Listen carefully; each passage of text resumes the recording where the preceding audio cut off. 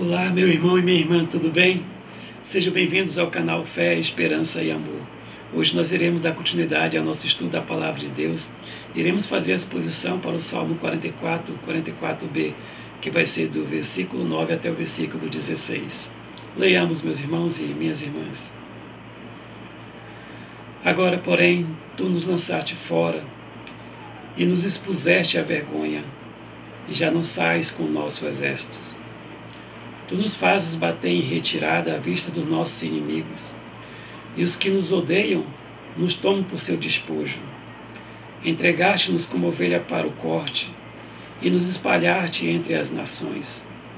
Vende por um nada o teu povo, e nada lucras com seu preço. Tu nos fazes opróbrio dos nossos vizinhos, escárnio e zombaria aos que nos rodeiam.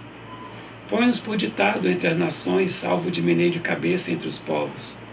A minha ignomínia está sempre diante de mim, cobre-se de vergonha meu rosto ante os gritos do que afronta e blasfema à vista dos inimigos e do vingador. Meu irmão e minha irmã, nós vimos da vez passada, do Salmo 44, que ele tem por título apelo por auxílio divino. Que nesse momento ele está pedindo que o Senhor Deus venha trazer um grande auxílio para ele. E o subtítulo é Salmo didático, que vai ser entoado pelos filhos de Coré, que eles vão cantar esse salmo. E que nós não sabemos até o momento quem é o autor desse salmo, segundo nesse momento agora. Segundo até se estuda até o versículo 16, não sabemos quem é o autor desse salmo. E que o salmista que vai entoar esse salmo, nós sabemos algumas coisas dele. Que pelo menos ele estava em algumas batalhas, ele conseguiu ser vitorioso com o Senhor Deus, que ele vai colocar no versículo 2 que o Senhor estabeleceu o povo de Israel ali em Canaã, mas que também a partir do versículo 5 ele vai dizer: com teu auxílio, em teu nome, com teu auxílio vencemos os nossos inimigos e com teu nome calcamos os pés.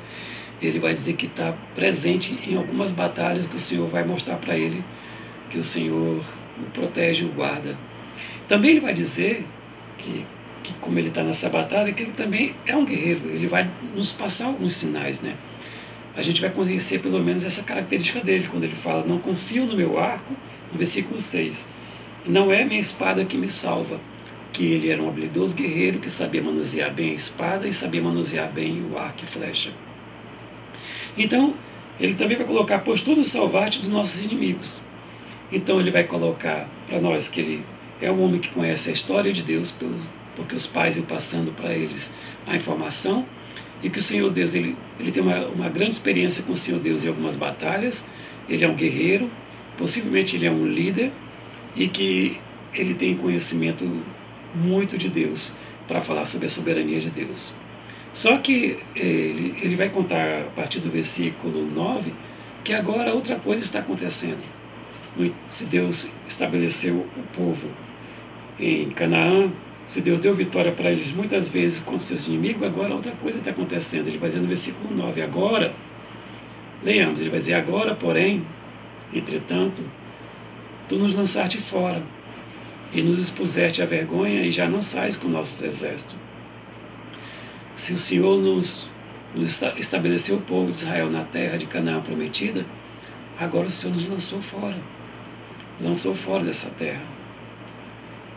E com isso o Senhor nos expôs à vergonha. Passamos por vergonha diante de povos pela qual nós tínhamos muito orgulho de saber que o Senhor Deus é que nos trouxe para essa terra prometida. O Senhor Deus nos tirou lá do Egito.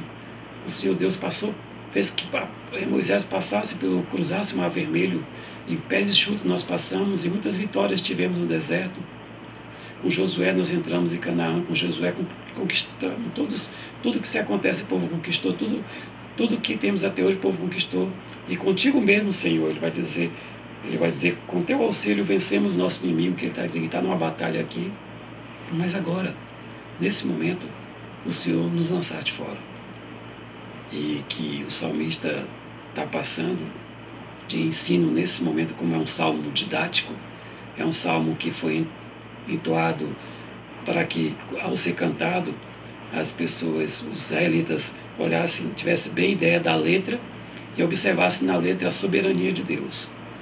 Que Deus, no seu santo propósito, nada foge da sua vontade.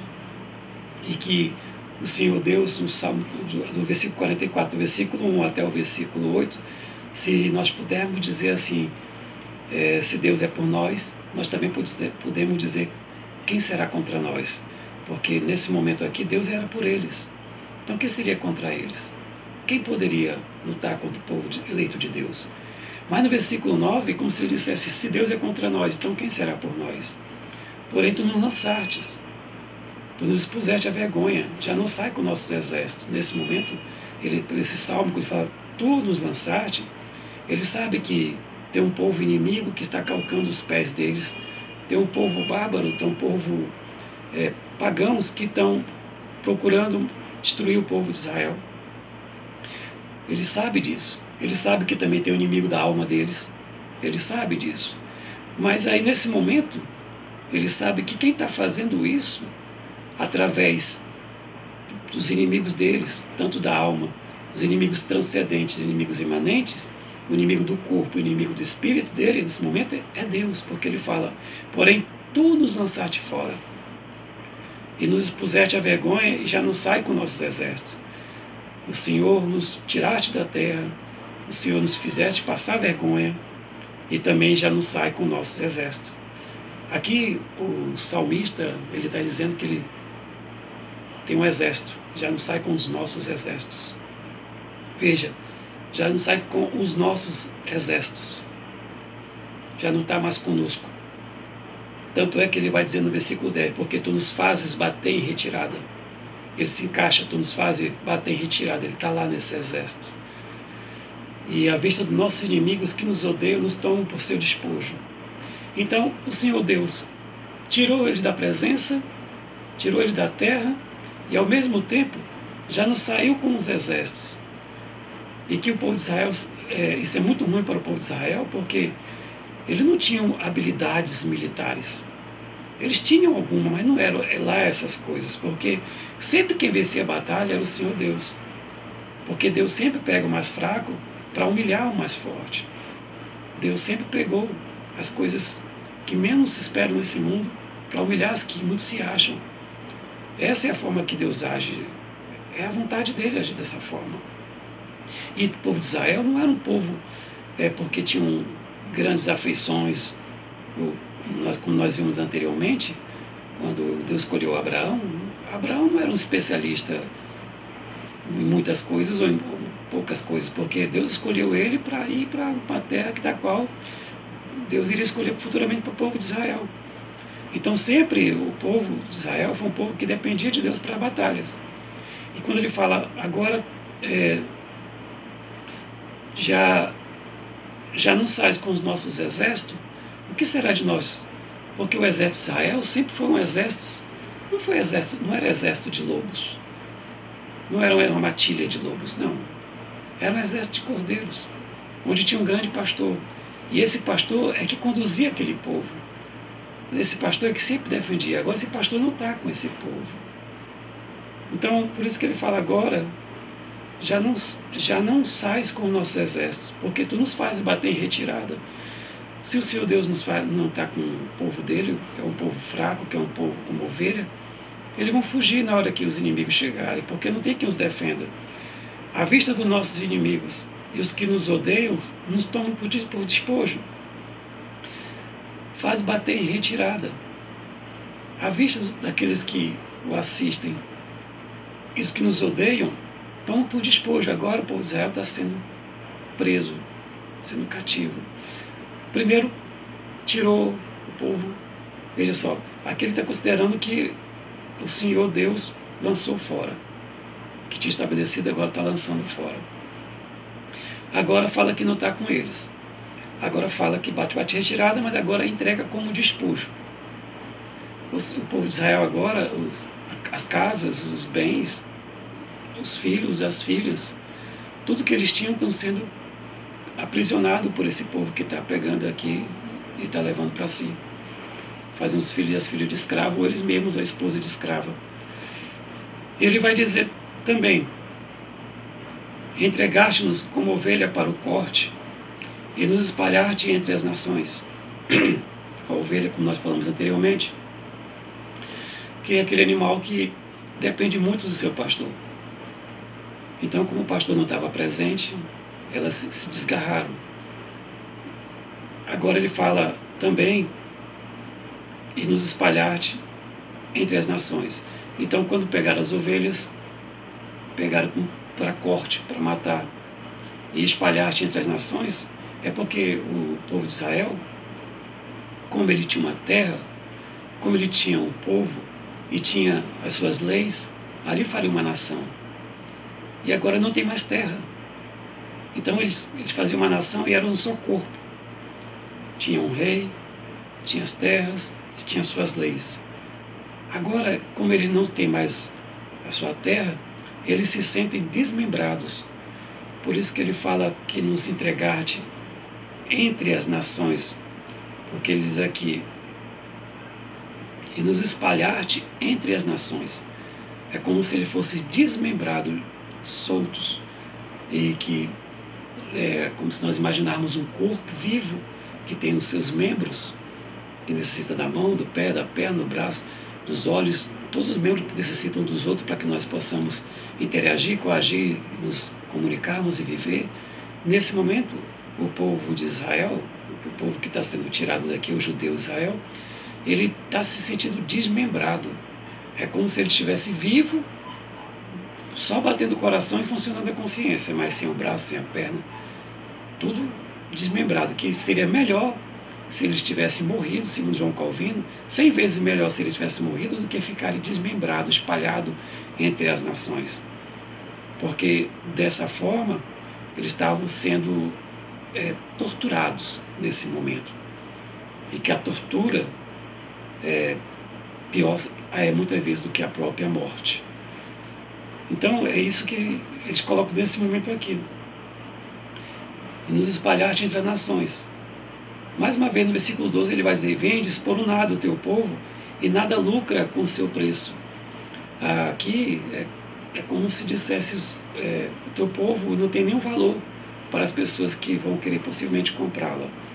Porque vendes por um nada o teu povo e nada lucras com o teu preço, com os povos, os amonitas, os moabitas, os edomitas, os egípcios, os próprios filisteus odiavam muito o povo de Israel, não queriam comprar eles, não interessava comprar o povo, os hebreus, os judeus, os israeus, não interessava comprar, porque eles odiavam Deus dele e odiavam eles, porque serviam esse Deus, não interessava, de jeito nenhum. Então por isso que ele falava que vende por um nada o teu povo e nada lucras com o seu preço, porque se eles colocassem no leilão algum dos israelitas perguntando quem dá mais, quem dá mais, quem dá mais, ninguém ia dizer dela nenhum preço. Então era melhor até entregar, ou quem sabe até pagar para vender, pagar para levar, porque as pessoas não queriam levar o povo de Israel como escravo. No 13 ele fala, tu nos fazes opróbrio dos vizinhos e escárnio e zombaria aos que nos rodeiam. O opróbrio dos vizinhos, como nós falamos, dos amonitas, moabitas, edomitas, dos egípcios, dos filisteus, ele vai dizer, tu nos fazes opróbrio dos vizinhos e escárnio e zombaria dos que nos rodeiam. É como se eles, na zombaria deles, criassem algum cântico popular daquela época, fizessem músicas, ou fizessem teatros, ou fizessem frases, ou ditados que fazia com que em uma voz uníssona cantassem ou falassem, e fazia mais vergonha ainda para o povo, porque eles estão perdendo, ainda fazem zombaria porque eles estão perdendo. Nós estamos falando de pessoas que estão perdendo, não é um jogo. Eles estão perdendo a sua vida como um todo. Estão perdendo a sua reputação, estão perdendo a sua nação, estão perdendo a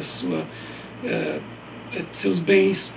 Eles estão perdendo e estão se desfinhando aos poucos. E as pessoas estão fazendo zombaria naquele momento. E tu fazes opróbrio. E ele vai dizer no 14, põe-nos por ditado entre as nações. Então põe-nos por ditado. Então as nações criavam um ditado, né? Alvo de meneio de cabeça entre os povos, onde eles meneavam a cabeça e diziam, um dia eles iam cair, com certeza. Então eles, veja que tinha um ditado, tinha um meneio de cabeça, mas não era um meneio de cabeça de lamentar, era um meneio de cabeça de rir, de zombar. Então, por isso que ele falava assim, põe-nos por ditado entre os povos, alvo de meneio de cabeça entre os povos. No versículo 15, o salmista que compôs, ele vai dizer, a minha ignomínia, aqui já coloca na primeira pessoa, está sempre diante de mim, cobre-se de vergonha em meu rosto. Tamanha vergonha do salmista, porque nos faz pensar que ele era líder desse povo nesse momento. Porque nesse momento, quando o líder ele é levado, muitas coisas fazem para que ele tenha mais vergonha ainda. Quando executa os seus filhos na sua presença, ou então quando executa os seus amigos na sua presença, e diz, aí foram confiar nele. Então, mais vergonha ainda ele passa quando ele fala, minha ignomínia está sempre diante de mim, cobre-se de vergonha meu rosto. Então, como ele fala, antes os gritos do que afronta e blasfemas à vista do inimigo e do vingador. Antes o grito do que afronta e blasfemas à vista e do vingador.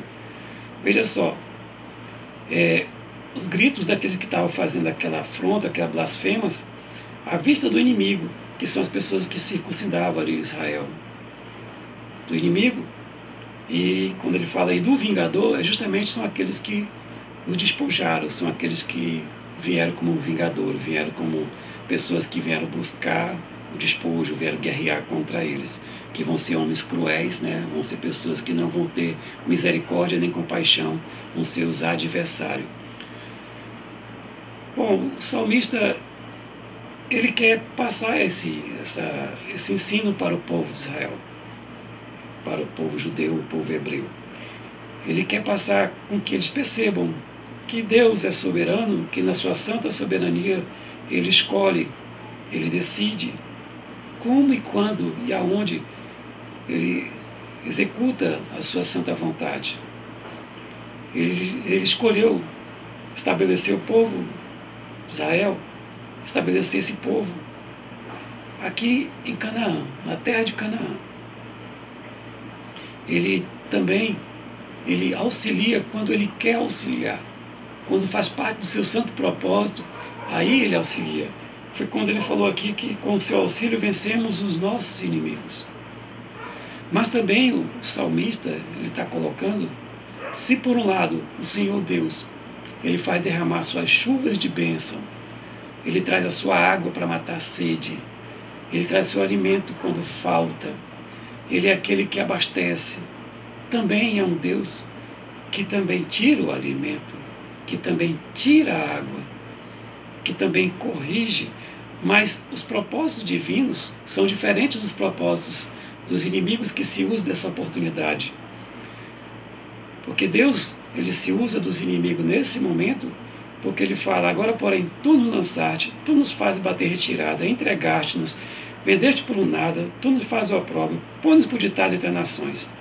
Todos esses verbos se dirigem unicamente a Deus. Ele está ensinando que Deus, no próprio santo propósito dele, ou é para orientar o povo a servi-lo com mais integridade, a saber quem é o Senhor Deus, ou é para corrigir o pecado do povo que fica no coração deles, ou é para discipliná-los mesmo, como nós já falamos, para prová-los, para que eles cresçam, desenvolvam, ou para compreender mais e mais que Deus, ele é misericordioso, que Deus é bondoso, que Deus também é juiz e que Deus, acima de tudo, é um Deus soberano.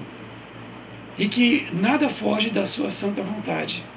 E que não tem como nada que aconteça na face da terra ou no céu ou em qualquer canto, porque ele é o soberano de tudo, que venha fazer com que o Senhor Deus seja surpreendido. Não, tudo acontece por sua santa vontade. Esse é o ensinamento até aqui, onde o salmista está passando para o povo de Israel, e que nós possamos também entender que o Senhor Deus é soberano. E que nesses momentos, como ele orou ao Senhor, quando nós estivermos passando com dificuldade, também temos que orar e nos reportar ao Senhor. Não temos que jogar nossa ira, nossa revolta, nossa tristeza para os ímpios. Não, eles são só elementos que estão sendo usados para o propósito do Senhor. E que eles estão sendo usados, mas eles querem fazer aquilo, como nós já vimos. É desejo deles fazer aquilo, mas que eles vão pagar por tudo que estão fazendo. Porque assim como A Babilônia sofreu pelo que fez com Judá, assim como a Síria sofreu pelo que fez com Israel, assim como Judas também sofreu pelo que fez com Cristo. Os que fazem isso, que esperam por esse momento para zombados que servem a Deus, ai daqueles pela qual isso é feito, porque o Senhor Deus, no seu devido tempo, pegará eles também. No próximo bloco nós iremos estudar ainda o capítulo 44, do versículo 17 até o versículo 26, que teremos outro aprendizado, que é o terceiro aprendizado e último. Inscreva-se no nosso canal, ative o sininho para receber as notificações e deixe seu like, que Deus nos abençoe, irmãos.